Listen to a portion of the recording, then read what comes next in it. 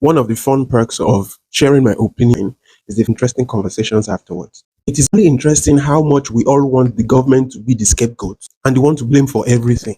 Meanwhile, when I mentioned change of perspective and change in perception, I meant it as neutral, natural reactions to reality.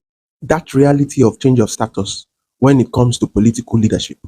And I understand perfectly why, to some people, that opinion would look or seem like a drag of the government. But really, change of perspective simply means someone who sees from his neighbor's view now has a generalized overview of everything or helicopter view.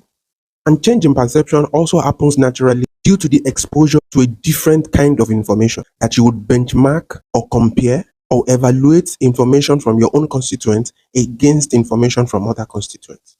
And all of this reorientation is happening without the knowledge of the people. I am also not doing this to exonerate the government because truly the government determines and influences a lot when it comes to affordable housing. As a matter of fact, the government specifies the benchmark for which affordable housing is determined. This is because the term affordable in itself needs its beneficiaries specifically defined. And if there is one thing the government hasn't done, it's clearly defined its target beneficiaries.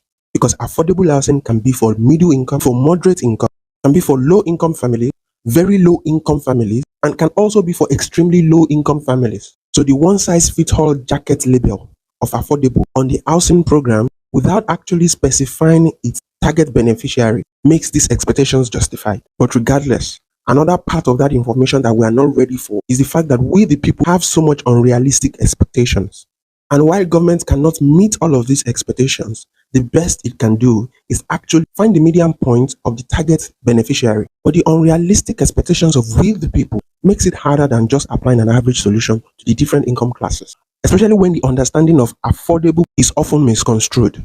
So while my opinion on change of perspective and change in perception intends to create an understanding around why government policies or solutions do not connect, it also brings forward the difficulty of serving people. So how do we settle this affordable or affordability conundrum?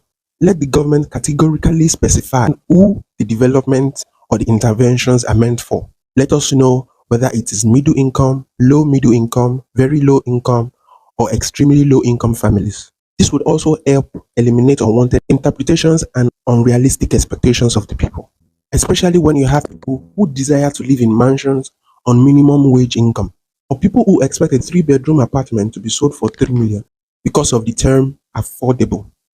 So to everyone who constantly offers an interesting takes from other angles, thank you for bringing meaningful insights to these conversations. I hope this helps.